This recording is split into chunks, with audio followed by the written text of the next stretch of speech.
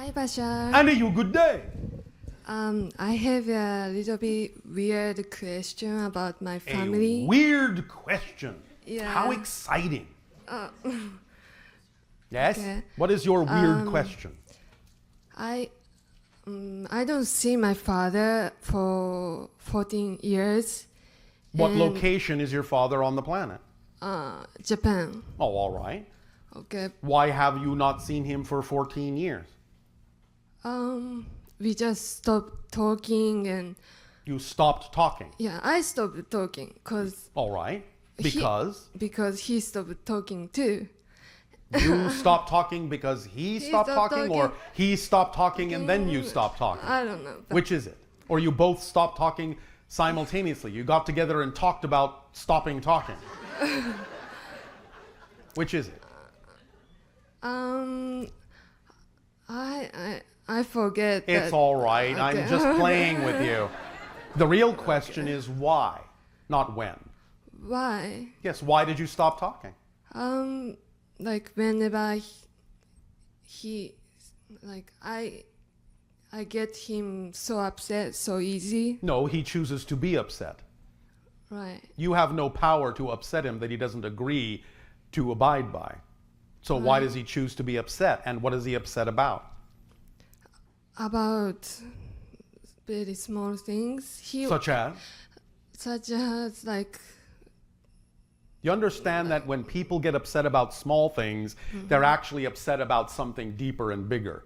They're just not willing to admit it. And they're using the small things as distractions to keep them from looking at the reason they are actually upset deep down. You understand that? Yes, no, maybe? yes, All right. maybe. Yes. Are you simply saying then that you find that you are vibrationally incompatible with your father at this moment and don't necessarily need to experience that negative energy in your life, and that's why you're not talking? Is that what you're saying? Do you understand what we're saying? Yes. All right. Yes. All right. Well, so Yes. then you've made a decision to recognize that you may not necessarily be vibrationally compatible right now. Now, yeah. if you are excited to communicate with him, regardless of whether he wishes to communicate with you, there are certainly many other ways you can do it. You can send letters and emails and so on and so forth. And you can allow yourself to experience the joy of doing that, even if he chooses not to respond, yes? Yes. Well, if that's something that you prefer to do, you can do it. If you don't, then that's fine. But if you have decided that it is really your preference, your highest excitement, not to necessarily communicate with someone who chooses to be negative all the time, then that's your right to do so. Right. And you are then demonstrating to him the consequences of the choices that he is making, because if he is choosing to be vibrationally incompatible with you, then communication doesn't occur between you. And that's the consequences of the choice that he's making. Right. You have to show people what the consequences are of the choices that they make relative to you, so that you can be authentic with them, so they will know who they're actually in a relationship with. Because if you're just pretending to be who you're not, then they're not in a relationship with you anyway. So what difference does it make whether it is literal or metaphorical? Because if you're not you, they're not in a relationship with you. So if you are authentically you, at least they are in some form of relationship with the real you, even if they choose not to really act on it so much. At least you're being authentic and giving them an opportunity, if they wish to form a stronger relationship with you, to choose to do so. But it doesn't mean they have to. You have to be willing to allow him to choose what he wishes to choose, just as you want him to allow you to choose what you prefer to choose. Yes? Yes. All right. Yes. Is this all right? Do you understand? Yes, I understand. Is this helping? Very. Oh, all right. Yes. Thank you so much. You're welcome. Anything else? No. Oh, all right. Thank you. Thank you.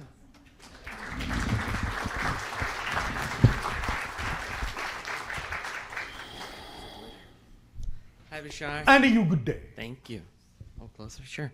So I want to start off with a sharing Oh, of something all I right. learned from you. All right. I'm a dentist, and my mom's a dentist too, and I was working in her office, and And she has this one unit where the rheostat, you know that thing you press with your foot to make the All right, we understand the mechanism you are Right. describing. And it would, when you would turn it on, it would not shut off. Yes. So I'd be inside a patient's mouth, and this 400,000 RPM thing is kind of running amok, and you have to kind of kick it to get it to stop. And How so, exciting. well, that's How what I'm unexpected. getting at. That's what I'm getting at. That's what I'm getting at. So it would make me very kind of anxious and even a bit angry. Oh.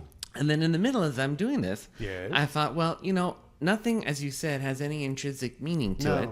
And so I figured, well, I could choose to think of this any which way I want then. Yes. So I stopped and I said, you know, this rheostat has cruise control. Yes. And so I just pressed it, and it was much more relaxing to my foot to just kind of put my foot to the side. All right. And I felt this rush of energy Yes. that was no longer like fearful kind of energy. It was much more kind of joy.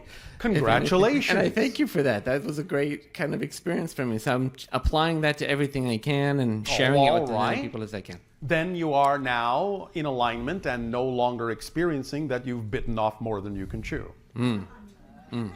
Thank you for the pun. All right, you're welcome. And the other thing I wanted to ask you about Yes. is, so I have a really strong affinity about being a content Wait a specialist. minute. Wait a minute. Yes? That did not get the groan it really deserved. What? Come on. Bitten off more than you can chew. Oh. Thank you. We know a bad pun when we hear one. All right. We got plenty of them, too. And it's fun to groan at them. That's what they're for. So, Yeah. again, having this strong affinity to being a contact specialist, I love your stories, your shares about what you've learned from other civilizations, like with Yes. the Thuk and etc. And I'm wondering if you have some more that you can share with me. Do you remember the most recent one we talked about in the Inside Out universe? Because we're still very Yes. deeply exploring that. Yes, exactly. So others like that. Nope. Not at this timing. Okay. It's not appropriate for this moment, but there are others we will share upcoming. Okay.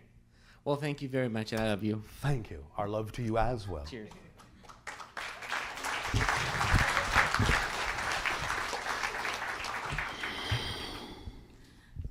Hi, Bashar. Andy, you good day. So my latest excitement and something that I resonate with a lot Yes. is a book that's come out called The Soul's Plan, The soul's plan. and it talks about pre-birth planning. Pre-birth planning. Yes. And I'm fascinated with this idea, but it also causes me a lot of anxiety. I beg your pardon. Would you like to rephrase that? I'm excited about this idea.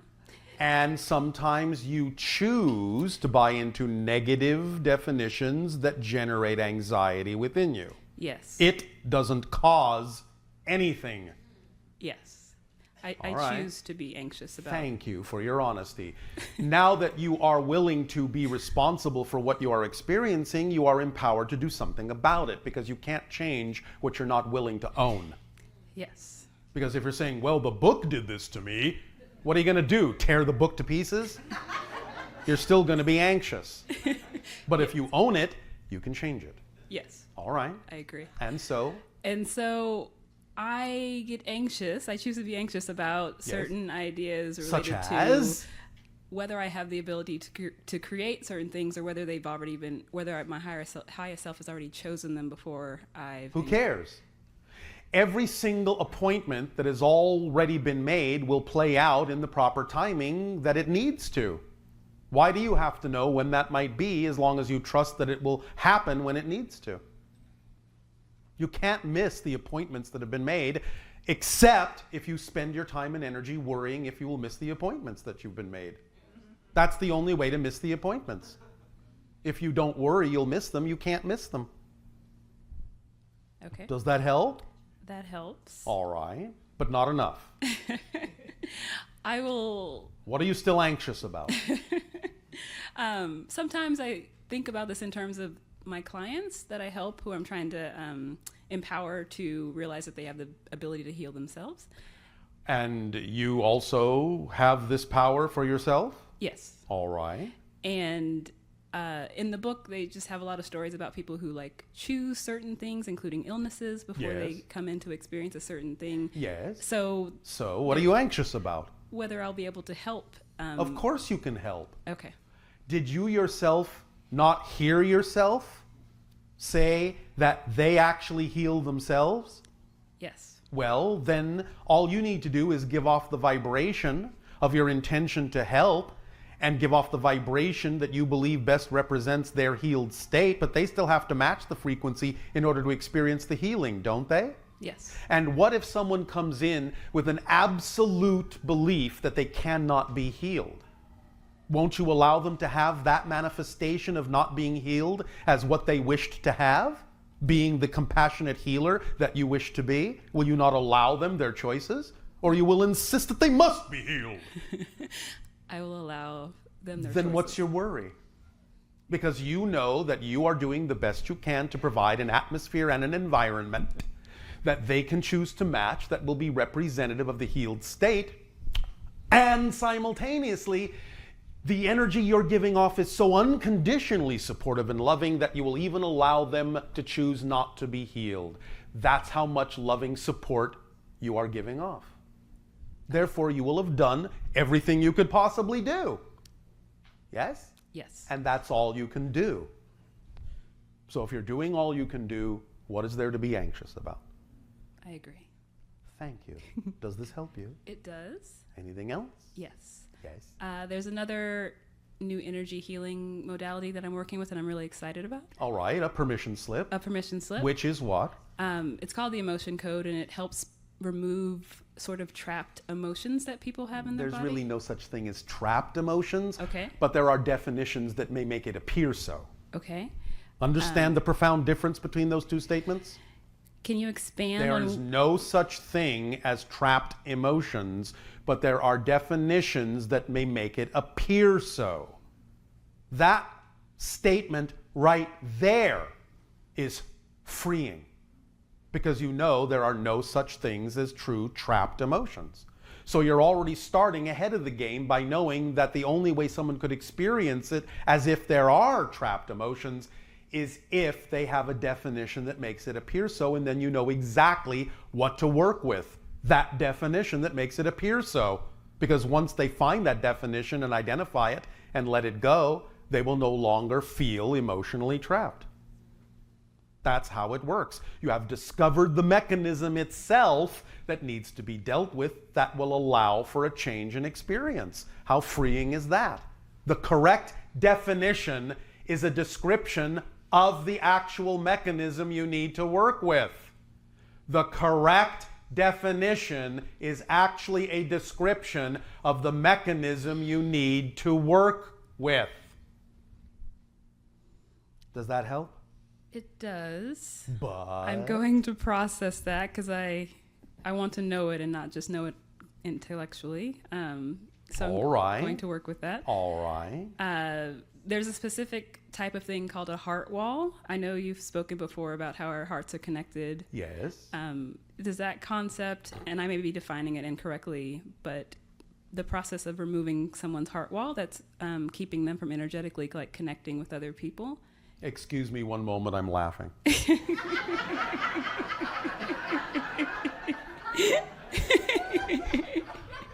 All right.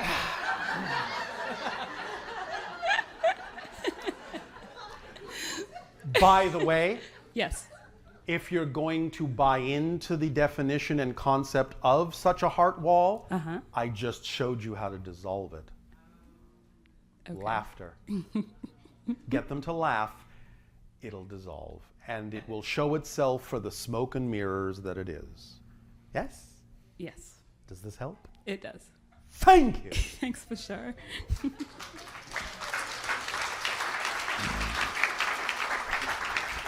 Thank you for the heart to heart.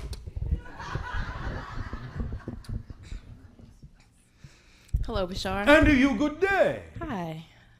I wanted to ask about, I've been working with the mirror work, sort of. The mirror. Well, Are you I talking have about been- the psychomantium?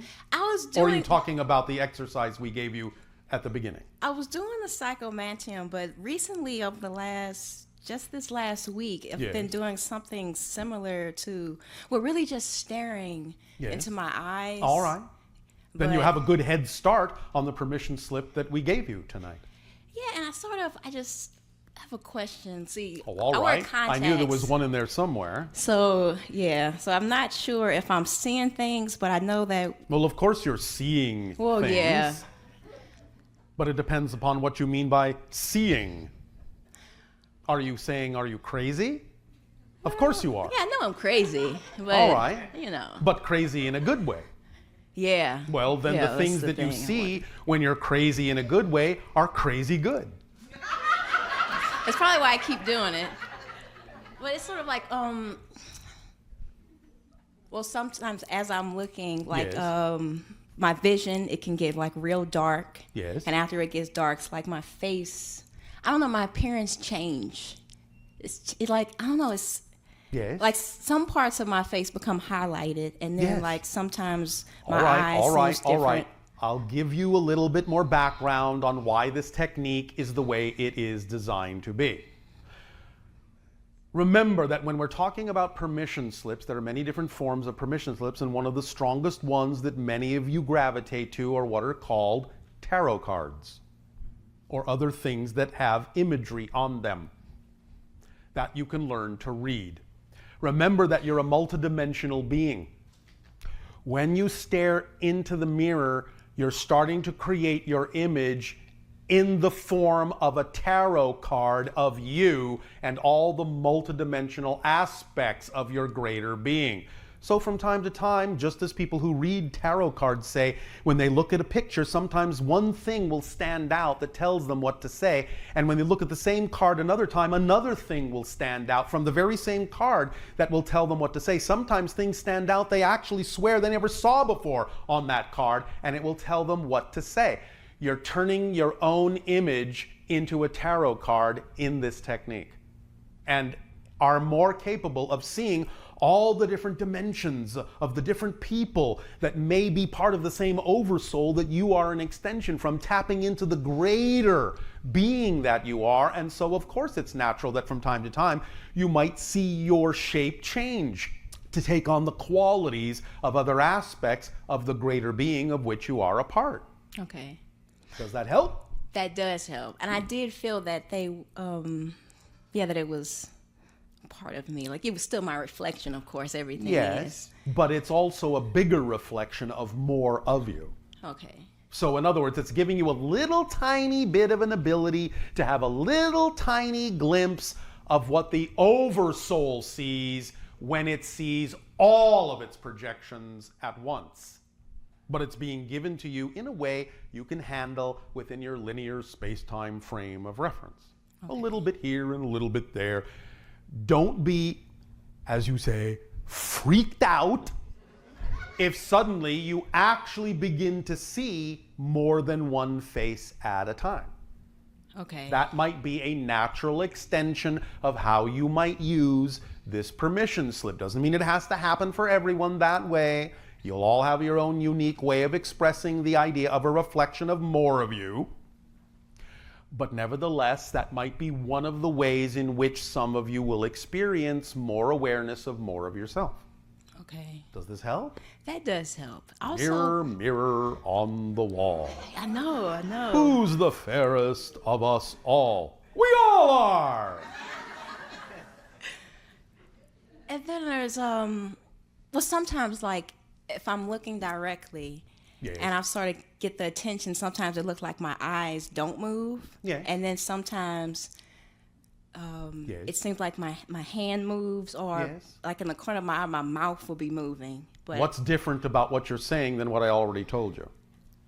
well, I remember the last time we had a conversation when I was up here talking, and Yes. you mentioned spiritual cookies. Yes. And I don't know, I feel, I guess, impatient because Why are you impatient?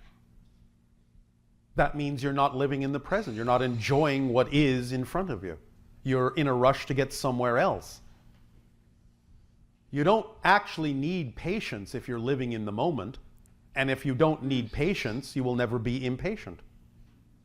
By enjoying everything that happens because you know whatever's happening needs to be happening and extract the most from it that you can, then you won't need to be patient. And if you don't need to be patient, you won't experience impatience. Impatience is trying to be somewhere you're not.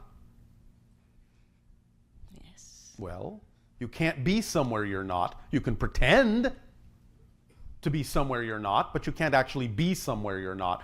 So the sooner you realize there's nowhere else you can be but here and now, and sooner you realize that everything that happens here and now has a purpose to serve you, and extract from it what that purpose is, what that reflection's about, then when you use that moment up for what it is, that's when the moment can present something new to you. But the paradox is that the longer you refuse to exist in the moment, the longer it takes to experience the next moment. You're the one slowing it down and creating the need for patience, which then generates impatience by not living in the moment and being okay with whatever's going on in the moment. Okay. Which is another way of saying you don't trust the way your life unfolds. Understand? Yes. Is this helping? Yes. Did that open your eyes? Yes, it did. All right. Then when you look in the mirror next time, look with your new eyes. All right? Thank you. And you will see something different. Thank you. Thank you.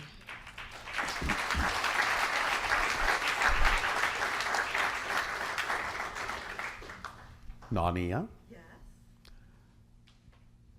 We are thus ready